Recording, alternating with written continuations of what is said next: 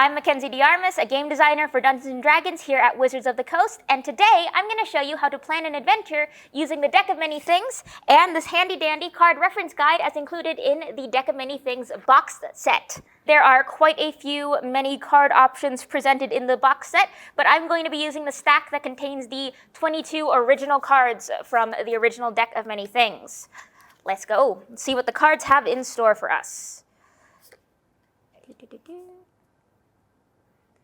Interesting. Okay. Gosh, this really does make you feel like a fortune teller for your players. All right, so I have my adventure spread laid out here. The details for how to lay out this spread are included in the card reference guide, but my focus here is going to be showing you how to interpret this spread and walking it through card by card and step by step. So, very first card we have here is the Party Gathers card. This card represents the situation the characters are in before the adventure starts. It might be a place where they meet, a person they're visiting, a treasure they're drawn to for different reasons, or a dangerous creature unrelated to the adventure to follow. And in that position, we have the Comet card. I'll move that card over so we can see it. So this is the Comet upright. So according to our handy-dandy reference guide here, the comet can mean many things, but the ones that stand out to me are either the place, which is a place with a connection to astronomical events, perhaps an observatory or a meteorite's crater, or a situation that is a crisis about to spiral out of control. I'm personally very taken by the idea of this being a crater or a dig site, perhaps an archaeological dig site. So we'll keep that in mind as we proceed down the spread. Next is going to be this card that lays on top, which is Adventure Begins card. Place this card across the first card to represent how the adventure starts. It might be a situation that starts the action, an individual who gives the adventurers a quest, or an attack by a creature that prompts the party to follow it to its lair. And we have the Balance card. The Balance card can mean a fair-minded person who can see multiple perspectives and judges impartially, or it could be a treasure with value to two competing factions or with two equal magical powers. So given that we've kind of established that this adventure is going to take place in this crater, this dig site, I love the idea of like a powerful magic item that could be worthy of two factions. So let's say that we are having our players investigate this meteorite crater or a dig site. They've been sent here on behalf of some sort of entity that has an invested interest in what is stored at this dig site. But this dig site is being currently helmed by an opposing faction or an opposing society. And so the characters have to infiltrate it, and perhaps during the course of their infiltration, they might actually choose to switch sides and betray their employer.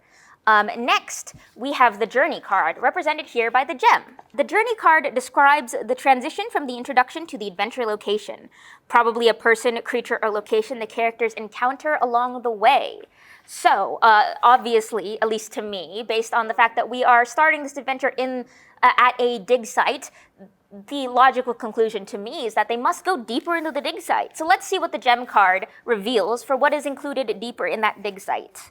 The gem card can represent a creature connected with wealth, such as a dragon or a zord, or a treasure that doubles as a trap. Since that we're already investigating deep into the heart of a meteorite crater site, I'm really enamored with the idea of venturing deeper into this crashed meteor. And maybe its inside is kind of crystalline, almost like a geode. But in order to get through the layers of the geode, the party has to fight a bunch of zorns or other earth-like elementals. So next we have the entrance, which describes the entrance to the main dungeon or adventure location. It might represent a creature that guards the entrance, or the physical details of the entrance itself. In this case, given that we have constructed an adventure so far about journeying to a crashed meteorite's core, this would be whatever guards or locks off the center of the meteorite. The Uriel card can be somewhere with commanding views, such as a watchtower or a high promontory. It could also be a situation that rewards or requires careful observation, such as surveillance. Let's do something that has to do with that concept of commanding views, something very astral or sky-oriented. We can have the central door to whatever lies at the heart of this meteor be like a star map that has to be solved by the players in order to access whatever ruined city might lie in the heart of this crashed space object. Next, we get to the meat of the dungeon, the various challenges. Now, here I have 3 cards which outline the challenges, but you can have as few or as many as you like. I've run it with just 1 challenge for a much quicker adventure, but 3 is your pretty standard one. Up first, we have the rogue. And the rogue can be a deceptive person hiding a sinister secret. Pursuit of their own aims trumps any friendship or loyalty. Ooh, perhaps earlier in the adventure, we could have the players partner with a guide for the organization that originally has commandeered this dig site, and then it is revealed later that the person turns against them, or perhaps is employed by the same person that they were originally hired with, and if they decide to go against that person and backstab, then that roguish individual perhaps turns against them, and then they have to fight them deep within the depths of the meteor away from any outside help. The second challenge we have here is Ruin. And we've had a couple of good combat encounters. We had the Zorns mentioned here. We had the potential betrayal or social encounter over here. So let's do maybe a trap or a puzzle-like encounter. This one, when talking about a treasure, this represents a treasure that is broken or in disrepair. Ooh, I like the idea of moving through the dungeon and maybe trying to find different broken crowns or different broken bits and pieces. I'm inspired by the crown iconography on the card right here. Maybe the inside of this meteorite is an old palace and they have to find the bits of an old crown or an old scepter in order to access the final piece or the final treasure that lies at the heart of this meteor. And then last but certainly not least, we have the moon. Oh, and this works perfectly. The moon can be a secret chamber or place concealed by terrain. Alternatively, a place larger or more elaborate on the inside than it seems from the outside. It could also be a problem that requires investigation. That fits really well into our existing idea of investigating this hidden celestial palace that resides at the heart of this crystalline meteor. So perhaps as they venture out and they have to find the pieces of this crown or this otherwise jewel in order to unlock the passageway, they unlock the secret passageway that the moon represents, and they have to navigate it. Perhaps this is more of a survival challenge or a skill challenge where they have to use their survival or perception and investigation skills in order to navigate the winding crevices and passageways that lurk within this crystalline meteor. Maybe the crystalline faces and facets of the meteor itself serve as almost like a hall of mirrors, and they have to navigate and try and not get lost, otherwise they might suffer a level of exhaustion. Whatever the case might be, our final steps are the Guardian and, of course, its treasure. So the Guardian is represented by the card on top, with the treasure being the card underneath. So our Guardian is the puzzle card. The puzzle, when it is representing a creature or a trap, represents a brilliant creature that relies on careful plans and tactics rather than brute strength. Or a trap that can be bypassed by solving a puzzle or riddle. Because this is our final boss fight, I definitely want it to be a big creature. And when I think of cunning and tactical creatures, especially in regards to a crystalline meteor, my immediate thought is like gem dragons. I personally am really fond of my topaz dragons, but I think a crystal or a emerald dragon would work really well here. This kind of lithe guardian that lurks in the heart of this meteor, protecting, well, we'll figure out what it's protecting when we look at the throne card, which represents our treasure. The throne card very aptly represents, when it comes to treasure, a ruler's regalia or a magic item such as a rod of rulership that imparts magical authority.